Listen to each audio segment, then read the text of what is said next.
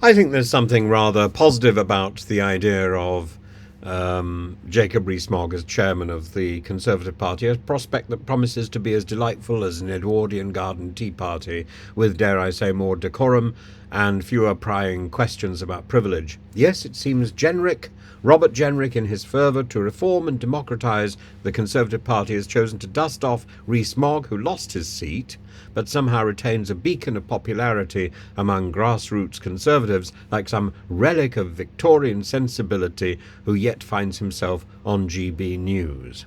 Yes, Robert Jenrick wants Jacob Rees-Mogg to become chairman of the Conservative Party, a party to which he has not been elected a Member of Parliament. Jenrick asserts that Jacob understands better than anyone the need for party reform.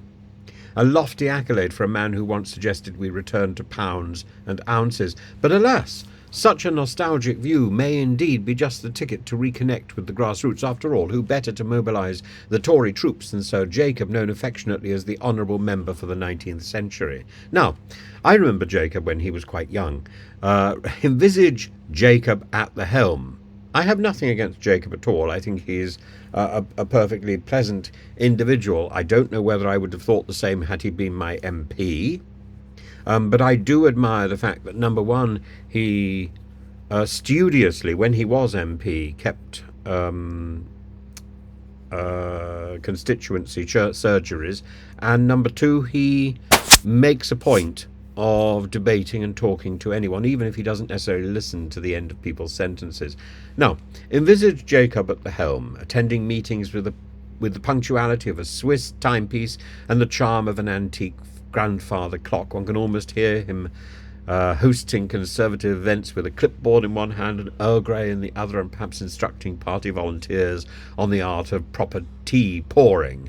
One imagines he could enlist his dear nanny to whip up a few Victoria sponges for the inevitable raffle, a sweet gesture that feels worlds apart from the unseemly realm of reality TV, where Jacob has thankfully decided not to continue treading, I hope, after this foray into reality TV, when he lets the reality TV cameras into his house to feast on his family like some sort of maniacal shark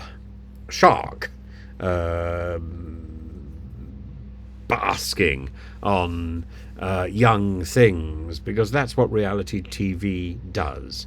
It eats youth. And of course, as chairman, Jacob would take charge of campaigning operations. Picture it, Sir Jacob at the head of a grassroots rally, his tweed suit the marvel of the campaign trail, gently reminding everyone that they are in fact custodians of a great British legacy. He'd rally the party faithful with rousing calls to restore the respect that has so sorely been lacking, as Jenrick puts it, because in Jacob's view, respect is undoubtedly as crucial as caveats and cravats and care.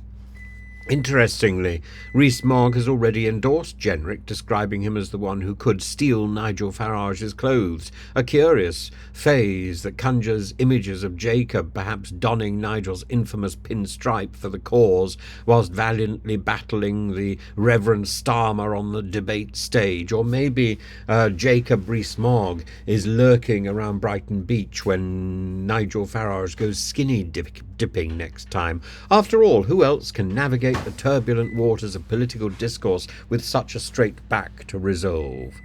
In a rather remarkable twist, Jacob Rees-Mogg seems ready to forgive and forget, noting that Kemi Badenoch has many virtues, a magnanimous gesture.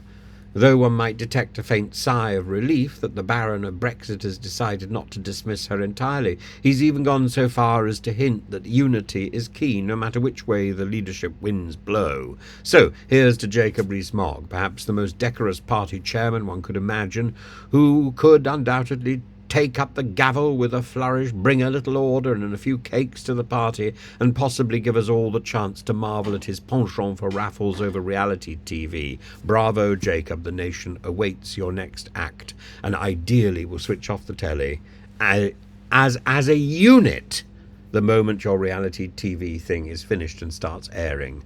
That would be the best we could possibly do for Jacob Rees-Mogg.